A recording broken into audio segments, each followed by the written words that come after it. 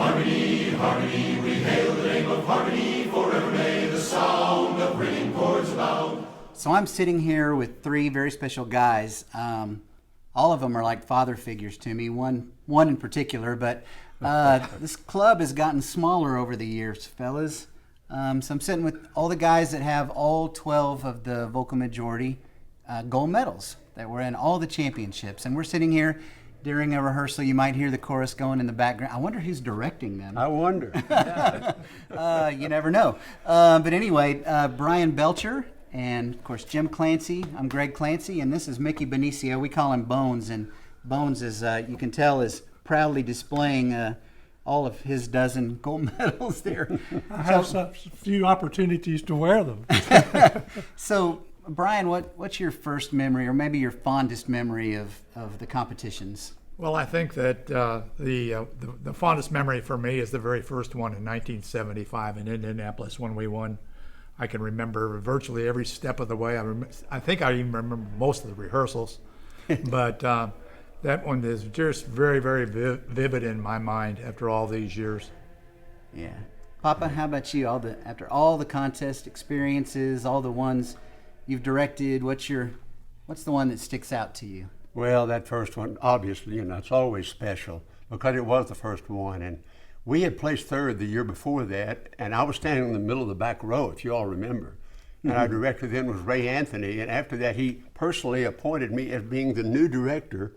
So it was my first competition to direct in 75. And what I really remember and really impressed me, Ray Anthony gave up the directorship, appointed me the new director because he didn't have time for it anymore. But you know what? Do you all remember that he was up in that chorus singing with us, competing with us, giving me good support as a director as we won that first gold medal? And of course, sorry, but I got to say, having Greg Clancy, 12-year-old Greg Clancy, in the middle of that front row with that long hair at the time, I'll never forget that. One of my fondest memories. Awesome. Sure. Mickey, how about you, buddy? Of course, me too. 75 it always sticks in my mind. But I especially remember the San Antonio contest, and I've forgotten the year when that was, but we had 4 songs. Oh, 1988. 1988. Mm-hmm. And that took a lot of extra preparation. Sure did. Right up to each stage moment. And it just will always stick with me.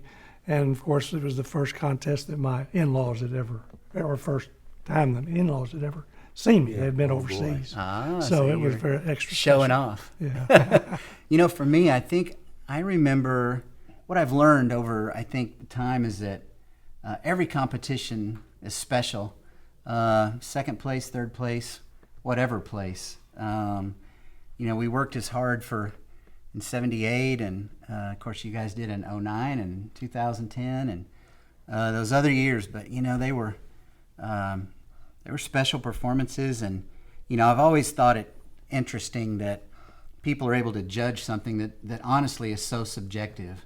It's like judging art. I mean, how do you compare this sound to that sound and all the amazing things? And I feel like we've been fortunate to come out on top as much as we have, but just getting to sing in front of that audience for whatever reason, I think is very special. It does mean approval from them. It means so much because, they're the experts. That's kind of how we gauge our performance, to me, is how the audience responds to it, because these are barbershoppers and they know the difference, Yeah. They know what's good and what isn't, how good it is.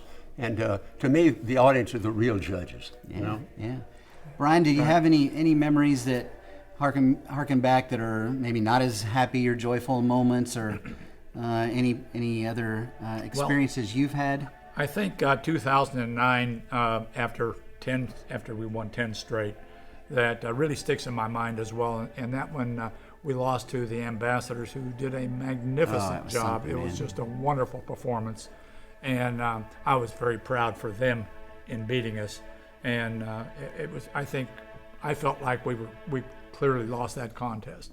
So that was one of the neat moments about that. I didn't compete that year, but watching Jim Henry come up to Jim Clancy, and the moment that they shared after Ambassadors won, Jim Henry was so sweet And he said, you know, I remember going up to Dad and going, I don't know, this feels very weird to me and surreal.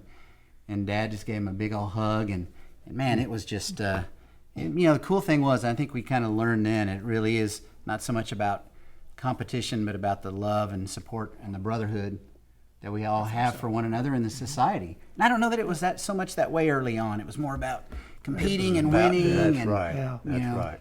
What do you think? We've come a long way. I remember after the ambassador's performance, it was so incredible. It was a performance of a lifetime. I went up in the back and I found Jim Henry and went up and I told him, I said, you guys are so amazing. You just may have won this thing. And if you did, I want you to know that you beat us at our very best. So we're so close. We're family. I've coached them. Greg has coached them, been their coach for quite a while now. And they come down and work with us. So we work with each other. It's like a happy family. Whoever wins, whoever finishes second.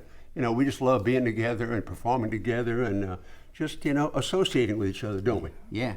The amazing thing to me is how much all the choruses have made each other better over the years, because we've all not been competing as much as we've been learning. That's right. Learning to be better and learning to sing better. Yeah. Yep. And it's just been a marvelous ride. Yeah, I mean, I it feel is. so fortunate, you Sure know, is. to be here. Yeah, it's a beautiful thing for me to be able, you know, as a 12-year-old, you know, to now, to be able to share these moments with all of you guys. And I'm honored to be sitting here at this table. I think this year's going to be the toughest year yet. You know, there's going to be some amazing choruses. Of course, the Masters of Harmony are always so good. We're big fans of the Masters of Harmony, and bet. they have their thing. And you know, they've gone through some difficult loss here in the last couple of years. You know, with Doug and now with Jeff, and Boy, we feel for those guys and their you know, heartbreak that they've had. But they have such a magnificent tradition, and of course Central Standard is going to be amazing. They were second last year. Sound of the Rockies. I mean, you've got New Tradition. You've got Toronto. I mean, it's going to be, and you know, I Love think that competition. you know, Aaron's chorus is back, and I'm sure there's 10 I'm leaving off that are just going to be amazing. But It's going to be a great contest. It is going to be a great It is. contest. You know, I got to say, 2014 maybe was extra special to me because that was the first one after, 40 years that I didn't direct, and that was the first one that my son here did direct. So that would have to be, if not the number one, it would be right up there in the top two, I'm sure. No pressure following that, but I think it was kind of special because of the 2 seconds, and then we, as you know, making the decision not to compete for a few years. There were some guys that had been in the chorus 7 or 8 years that, you know, either Exactly. hadn't competed or hadn't won, and so it was special for them. I can't wait for this one. This one's going to Yep. be And we get to go be with our brothers, and we get to sing with the Ambassadors Yep. of Harmony on Saturday, no matter what happens, and we just get to share an amazing experience with, you know, 1,000 other competitors who are all of our friends. Yeah, you bet. Thank you so much for watching this video. We hope you've enjoyed this opportunity to get to know the men of the vocal majority.